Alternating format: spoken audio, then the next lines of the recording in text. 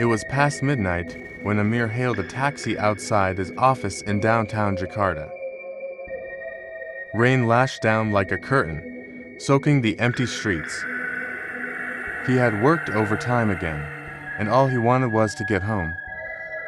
As the headlights of a white taxi pierced through the rain, he waved it down. The cab stopped with eerie precision. Amir climbed in, shaking off his umbrella. "Radio off, please. I need some silence," he said, not bothering to look up. There was no response. He glanced forward. The driver's seat was empty. His heart skipped a beat. He leaned forward to double-check. No one. The steering wheel moved, the indicator flicked, and the taxi pulled into the lane, driving smoothly. "This has to be some tech gimmick," Amir mumbled, trying to convince himself.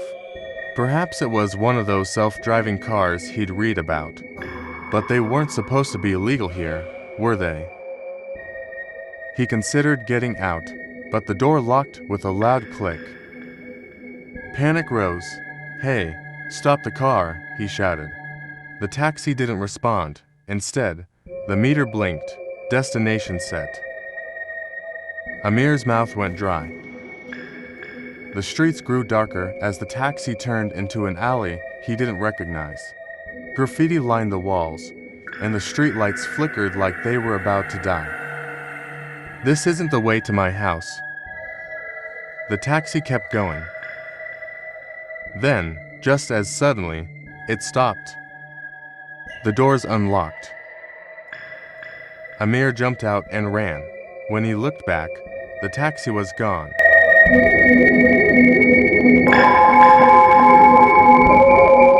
A week later, Amir couldn't shake the memory.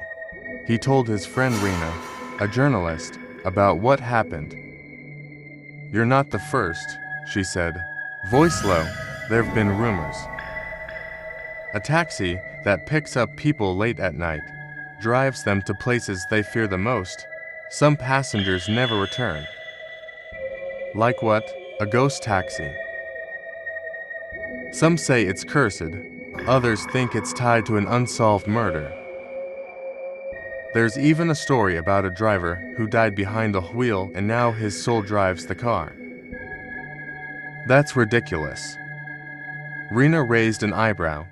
"So, is a taxi driving itself?" They dug into police reports, online forums, and urban legend blogs. The earliest mention was in 1997. A woman disappeared after taking a white taxi. Her body was never found. Her last message, a voicemail, "There's no driver." The reports all shared one detail.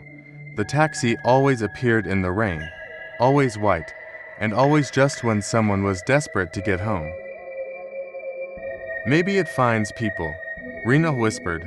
"People who are carrying something dark, something the taxi wants."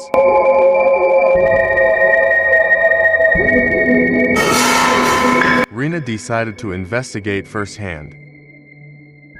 She waited for the rain. It came on a Thursday. At 1 a.m., she stood near the same corner Amir had hailed the taxi. Then it came. Headlights, white paint, no sound. It stopped. She hesitated, then opened the door and sat inside. Like before, no one was behind the wheel. "Take me to Kemang," she said. The taxi began to move, smooth, controlled, soulless. She hit record on her phone. Rina Karim, investigating the legend of the driverless taxi. Suddenly the car stopped. They were outside an abandoned building. A rusted sign read Rumah Sakit Jiwa Mentari, a mental hospital closed since the 80s. What the hell? She tried to open the door, locked. The radio flickered on, static, then a voice. They never left.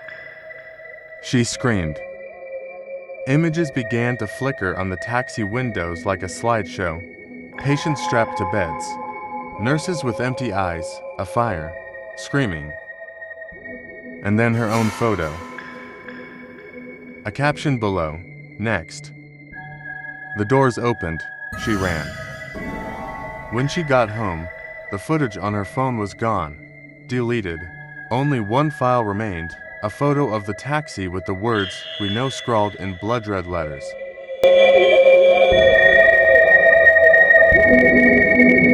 But the second passenger was not Amir, nor Rina.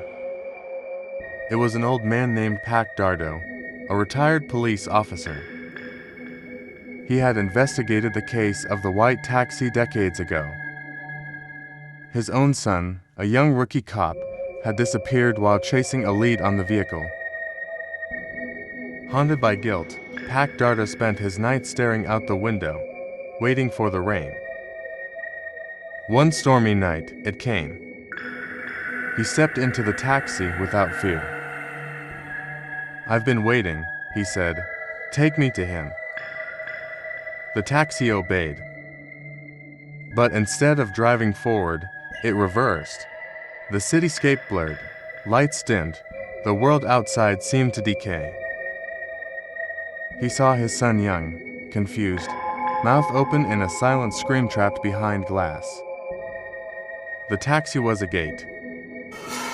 A moving prison for souls burdened with grief, guilt, and unresolved truths.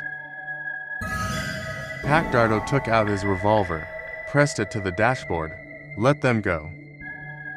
The meter blinked, access denied. Suddenly, he wasn't alone. The rearview mirror showed a reflection, not his own, but a dozen pale faces watching. The door opened, but not to the world. To fire, to memory, to punishment.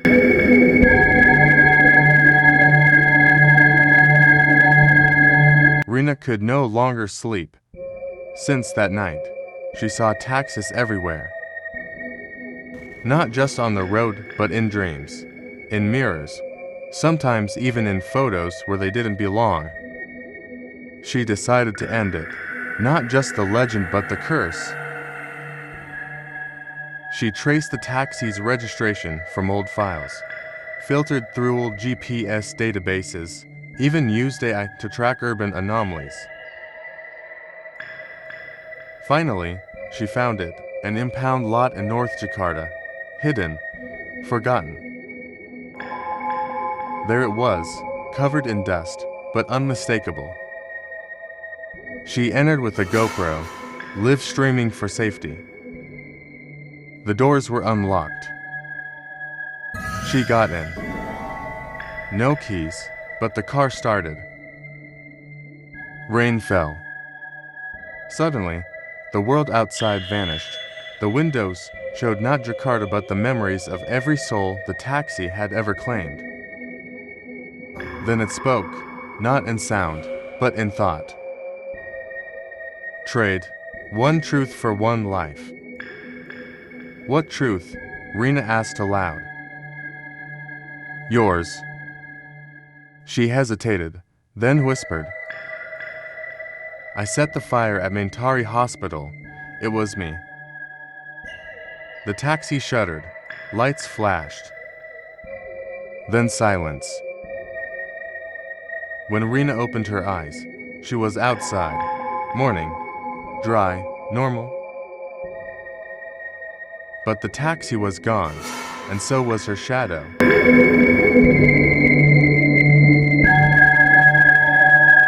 Sometimes, late at night, when the rain is heavy and the city sleeps, a white taxi cruises silently down Jakarta's empty roads. No driver. No destination. Only passengers who carry secrets. Only passengers who carry secrets. And one empty seat waiting to be filled. Thank you for watching. Don't forget to subscribe, like, and follow other horror stories.